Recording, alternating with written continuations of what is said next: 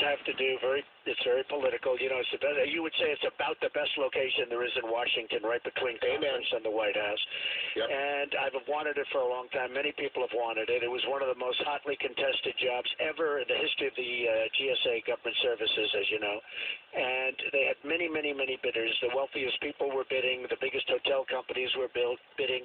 Big office building companies were bidding. And it's an incredible building, other than the fact that it hasn't been fixed in about 50 or 60 years, so I can imagine if you had an office there, it might not have been so good. But we gutted it out, and it's going to be incredible. It's going to open as a Trump International Hotel, Washington, D.C., it's called, and it will be great. But I will say the getting of it was a long process, and one of the things I talk about is how did Trump get it in the Obama administration? Because everybody wanted it. And as you know, Pritzker wanted it, and Pritzker has been, I think, probably we could say his number one backer, and the Hyatt Hotel Corporation is Pritzker, and they wanted it very badly, and Betty Pritzker is now Secretary of Commerce, and that's a whole story because she was not a happy camper when Hyatt didn't get it, and many other friends of Obama wanted it, and I got it. And I think the reason I got it, I could tell you lots of reasons I got it, but number one, we have an amazing plan. We're now under budget and ahead of schedule, and substantially ahead of schedule. It was going to open in 17. Now it's going to open up before the election and maybe substantially before the election. So we're way ahead of schedule. And that's the way the United States should be. When it's finished, it'll be one of the great hotels of the world.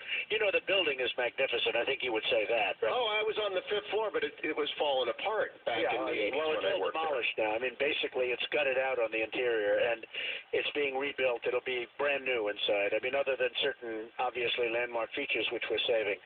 But so I raised this because amazing building. It'll be one of the great hotels, I think, of the world. It'll be certainly maybe the best or one of the best in this country, but it'll be one of the great hotels of the world. And so how does pushing through... We're saving the building, which is important. And the GSA people were very professional, but we're saving the building. And how does saving a building and pushing through a design and getting the permits and getting the bid play into being the president? Well, it's a very similar process in terms of mini versions. Very political.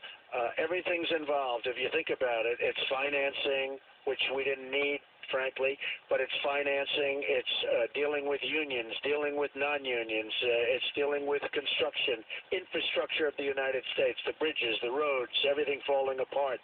So it's really a mini version of fixing up the United States and the infrastructure of the United States. And, you know, the beauty is I'm doing it for the right price and we're way ahead of schedule. So that's what should happen here. I see some of the things that they give out you, roads that cost so much per square foot to build.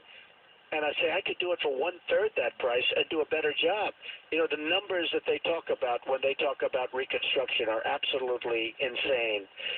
So we have a country that needs rebuilding. We have infrastructure, the airports and the roads and the schools, so much. And that's, I mean, nobody can compete with me when it comes to that. That's all right. All right, stay right where you are, America. I'll be right